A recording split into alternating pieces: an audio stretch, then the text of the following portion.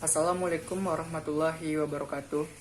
Perkenalkan, nama saya Aldiansyah Pramudi Hasibuan.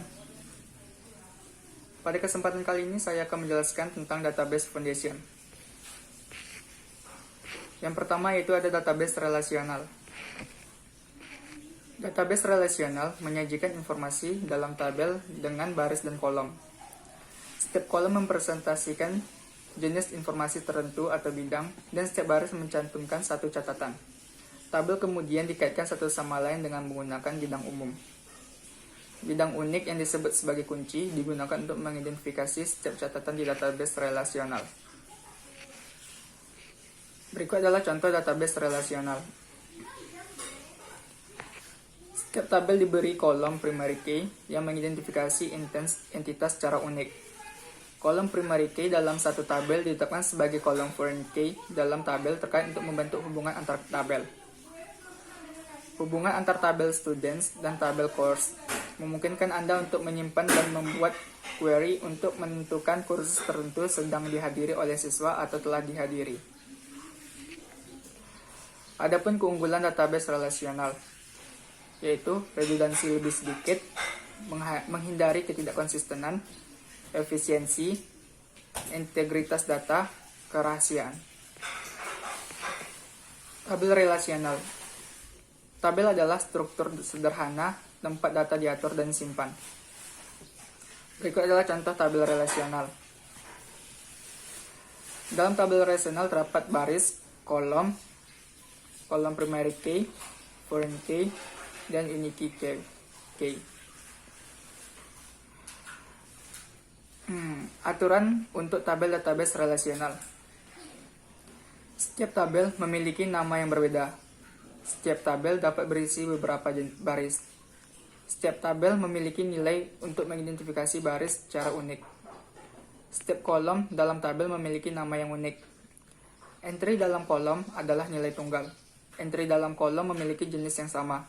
Urutan baris dan kolom tidak signifikan. Adapun istilah penting dalam database relasional yaitu tabel tabel itu struktur penyimpanan dasar. Kolom yang berarti atribut yang menjelaskan informasi pada tabel. Primary key pengidentifikasi unik untuk setiap baris. Foreign key kolom yang mengacu pada kolom primary key di tabel lain. Baris adalah data for satu instance tabel. Yang terakhir bidang, satu nilai yang ditemukan di perpotongan baris dan kolom. Materi selanjutnya itu model data konseptual dan fisik. Apa itu konseptual? Apa itu model konseptual? Yaitu menangkap kebutuhan fungsional dan informasi bisnis. Model konseptual didasarkan pada kebutuhan saat ini, namun mencerminkan kebutuhan masa depan. Model konseptual memenuhi kebutuhan bisnis, apa yang ideal secara konseptual, tetapi tidak memenuhi implementasinya, apa yang secara fisik memungkinkan. Model konseptual mengidentifikasi entitas penting atau objek yang menjadi tabel di database. Model konseptual juga mengidentifikasi hubungan di antara entitas. Tetapi model konseptual tidak menentukan atribut atau objek yang menjadi kolom atau bidang dalam database, dan juga tidak menentukan pengidentifikasian unik atau atribut yang menjadi primary key dalam database. Apa itu model data logis? Model data logis meliputi semua entitas dan hubungan di antaranya. Model data logis juga disebut model hubungan entitas atau IRM. Diilustrasikan dalam IRD. Model logis menentukan semua atribut dan UID untuk setiap entitas. Menentukan opsionalitas atribut, menentukan opsionalitas dan kardinalitas hubungan. Apa itu model fisik? Model fisik merupakan perluasan dari model data logis. Model fisik menentukan definisi tabel, jenis data, dan presisi, dan juga mengidentifikasi tampilan, indeks, dan objek database lainnya. Model fisik menjelaskan bagaimana objek harus diimplementasikan di database tertentu. Model fisik menampilkan semua struktur meja termasuk kolom, primary key, dan foreign key. Selanjutnya ada langkah-langkah untuk membuat model data fisik. Yang pertama, membuat entitas model sebagai tabel. Selanjutnya, hubungan model sebagai foreign key. Selanjutnya, atribut model sebagai kolom, dan modifikasi model data fisik berdasarkan batasan dan persyaratan fisik. Materi selanjutnya ada entitas dan atribut. Entitas, informasi yang harus dilacak. Entitas berupa nama hal-hal yang dapat Anda cantumkan, biasanya dalam bentuk kata benda, seperti employee dan department. Jenis entitas. Suatu entitas dapat diklasifikasikan sebagai salah satu jenis berikut, yaitu ada jenis primer, yang berupa ada secara independen, contohnya customer, instruktur. Terus ada jenis karakteristik, ada karena entitas primer lain, contohnya order, class, offering. Selanjutnya ada persimpangan, ada karena dua atau beberapa entitas, contohnya order item, class, enrollment. Entitas dan intents. Entitas berisi intents. Entitas muncul sekali dalam suatu entitas. Entitas menunjukkan rangkaian intents yang menarik bagi bisnis tertentu. Contoh entitas yaitu job.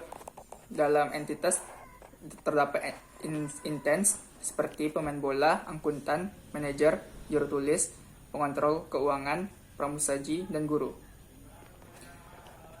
Berikut tabel antara contoh entitas dan intents. Entitasnya berupa person, intensnya John Smith, entitasnya produk, intensnya paku tembaga 2,5 x 35 mm, entitasnya product type, intensnya paku, entitasnya job, intensnya pemain biola. Selanjutnya ada atribut.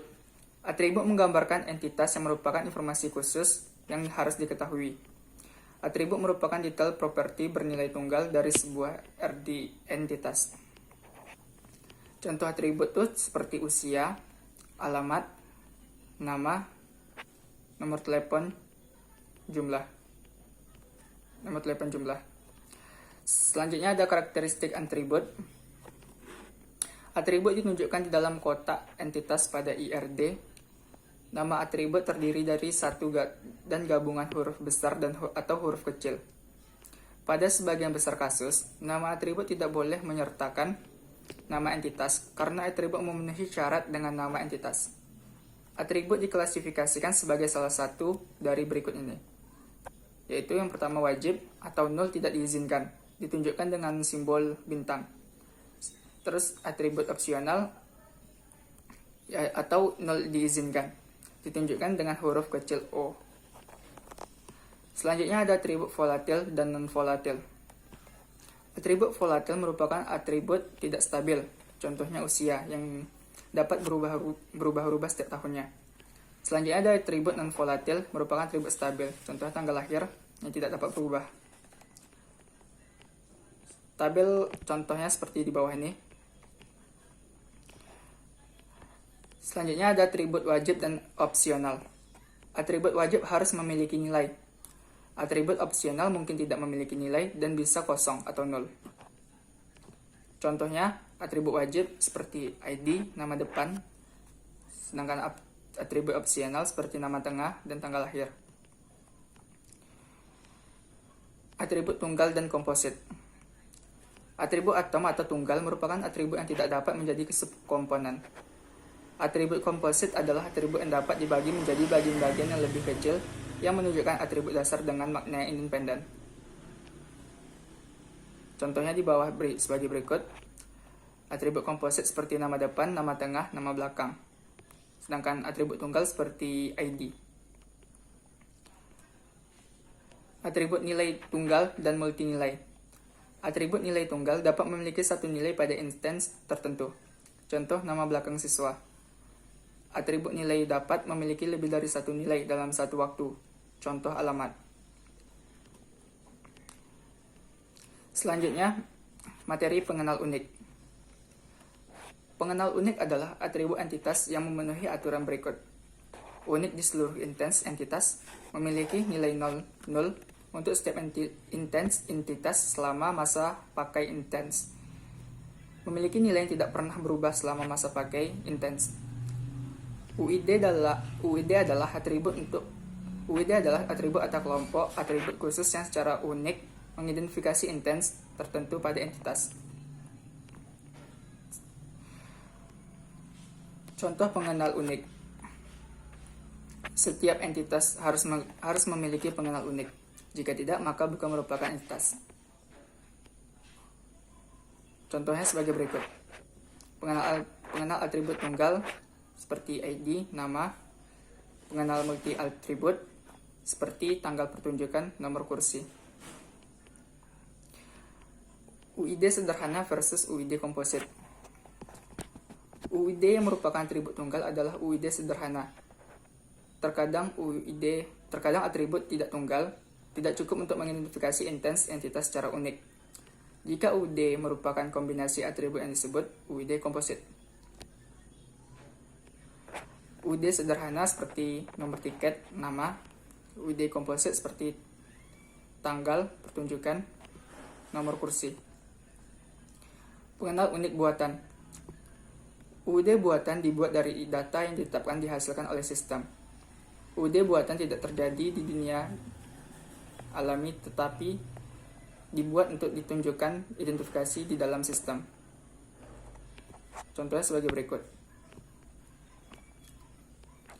Selanjutnya ada pengenal unik kandidat. Suatu entitas dapat memiliki lebih dari satu UID. UID kandidat, contohnya seperti nomor lencana, nomor gaji. Hanya salah satu UID kandidat yang dipilih sebagai UID primer. Kandidat lainnya disebut UID sekunder. Selanjutnya ada primary key. UID menjadi kunci primer saat model logis berubah menjadi database fisik. Primary key atau PK adalah kolom atau rangkaian kolom secara unik mengidentifikasi setiap baris dalam tabel.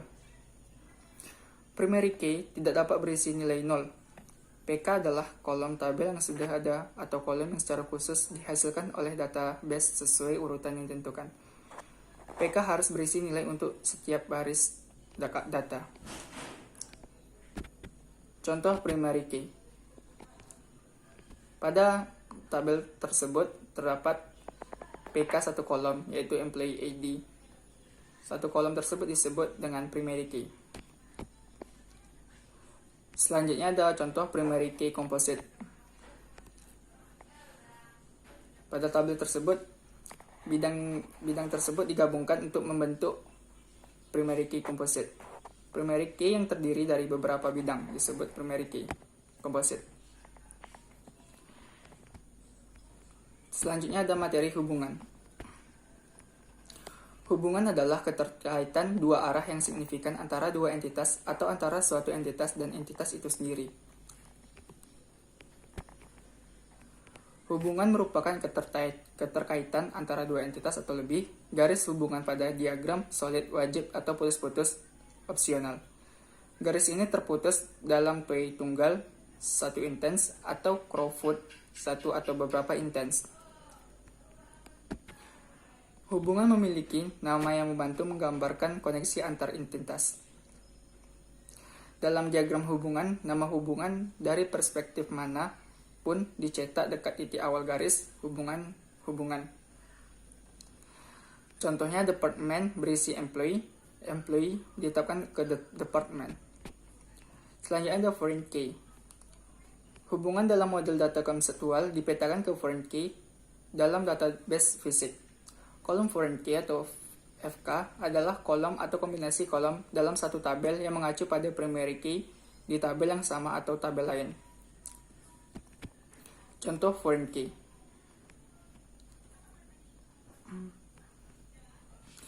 Selanjutnya ada komponen hubungan. Komponen hubungan meliputi sebagai berikut.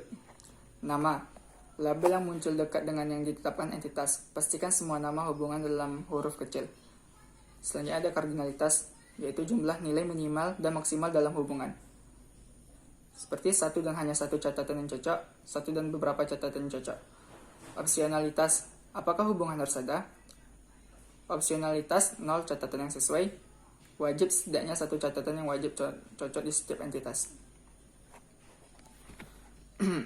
Selanjutnya ada komponen hubungan. Saat membaca kalimat aturan bisnis, gunakan kalimat berikut. Opsional, gunakan mungkin atau dapat. Wajib, gunakan harus atau wajib. Baris, gunakan satu dan hanya satu. Profit, gunakan satu atau beberapa. Sintaks aturan bisnis adalah sebagai berikut. Setiap entity harus atau dapat merupakan nama hubungan. Satu atau beberapa atau satu dan hanya satu, entity 2. Selanjutnya ada komponen hubungan. Terdapat nama, kardinalitas, dan opsionalitas. Contohnya sebagai berikut. Nama yang bertulisan warna hitam, kardinalitas yang berwarna merah, sedangkan yang opsionalitas yang warna kuning. Selanjutnya, apakah opsionalitas dalam hubungan? Hubungan bersifat wajib dan opsional. Pertimbangan dua entitas, employee dan job. Berdasarkan yang Anda ketahui tentang entitas, Anda dapat menentukan opsionalitas dengan menjawab dua pertanyaan. Pertama, apakah setiap karyawan harus memiliki pekerjaan? Dengan kata lain, apakah ini adalah hubungan wajib atau opsional untuk seorang karyawan? Selanjutnya ada apakah setiap pekerjaan harus dilakukan oleh karyawan? Dengan kata lain, apakah ini adalah hubungan wajib atau opsional untuk suatu pekerjaan? Selanjutnya, apakah perkardinalitas dalam hubungan? Kardinalitas mengukur jumlah sesuatu. Dalam hubungan, kardinalitas menentukan tingkat di mana satu entitas saling terkait dengan menjawab beberapa banyak. Contoh, berapa banyak pekerjaan Anda dapat lakukan satu karyawan? Hanya satu pekerjaan atau lebih dari satu pekerjaan. Terus contoh berikutnya, berapa banyak karyawan yang dapat memiliki satu pekerjaan tertentu? Satu karyawan saja atau lebih dari satu karyawan? Contoh opsionalitas dan kardinalitas. Opsionalitas yang berwarna kuning, sedangkan kardinalitas yang berwarna merah. Contohnya, setiap employee harus memiliki satu dan hanya satu job. Harus itu merupakan opsionalitas dan kardinalitas, dan satu dan hanya satu merupakan kardinalitas. Selanjutnya ada setiap job dapat memiliki oleh satu atau beberapa employee. Setiap produk harus diklasifikasikan berdasarkan satu dan hanya satu produk type. Setiap produk type dapat mengklasifikasikan satu atau beberapa produk. Selanjutnya ada materi pemodelan hubungan entitas. Pemodelan konseptual. Model konseptual adalah model yang formal, menggambarkan hal-hal penting bagi perusahaan atau entitas, mengidentifikasi hubungan tingkat tertinggi antara beberapa entitas yang berbeda, namun dapat atau tidak meliputi kardinalitas dan nulabilitas. Tidak menetapkan atribut atau pengenal unik bagi setiap entitas. Tujuan pemodelan konseptual.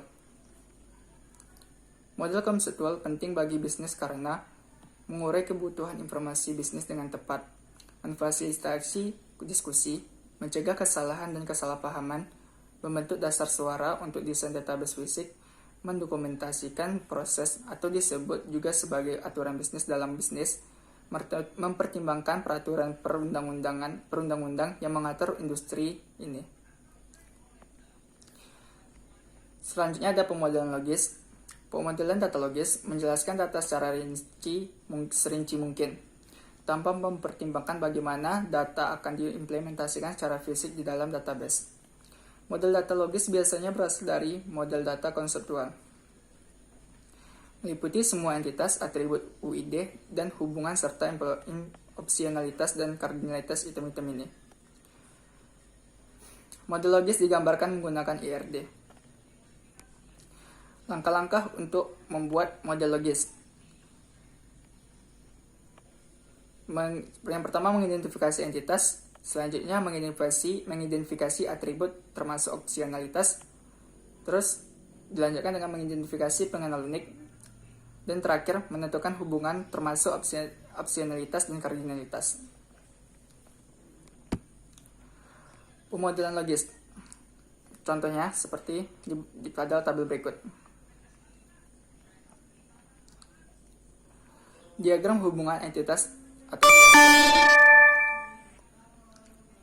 IRD adalah model yang mengidentifikasikan konsep atau entitas yang terdapat di dalam sistem dan hubungan antar entitas tersebut.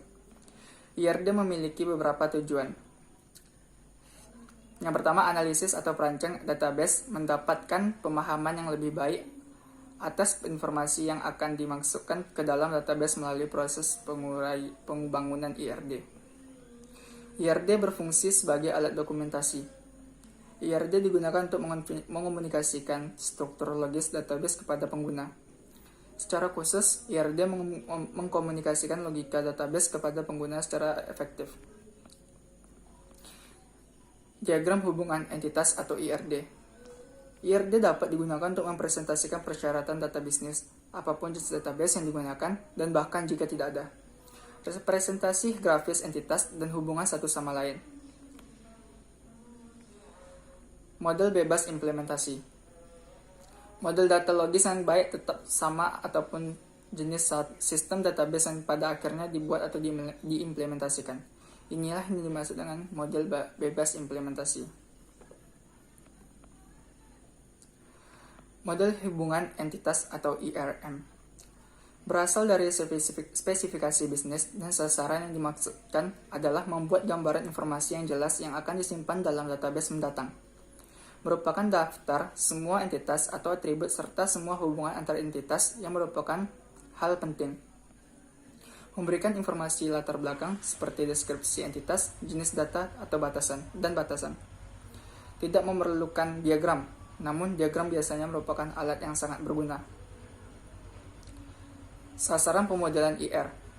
Mencatat semua informasi yang diperlukan. Memastikan informasi hanya muncul sekali. Mencontohkan tidak ada informasi yang dapat diturunkan dan informasi lain yang sudah dicontohkan. Menemukan informasi di tempat yang dapat diduga dan logis.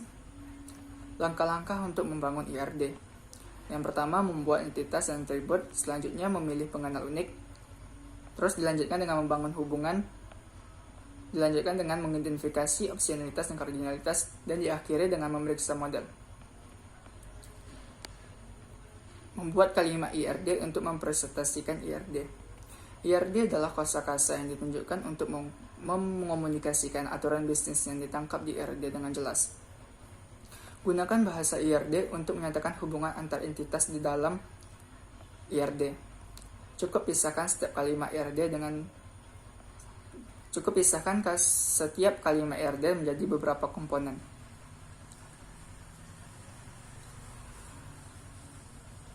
Contohnya sebagai berikut. Selanjutnya ada komponen IRD. Komponen IRD seperti setiap entitas A, optionality, harus atau mungkin,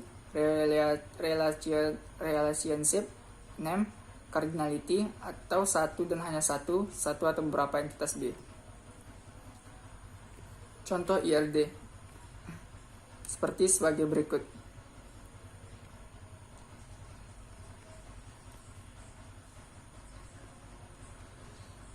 Baiklah, sekian dari presentasi saya. Apabila ada kesalahan mohon dimaafkan. Wabillahi taufiq wal hidayah. Wassalamualaikum warahmatullahi wabarakatuh.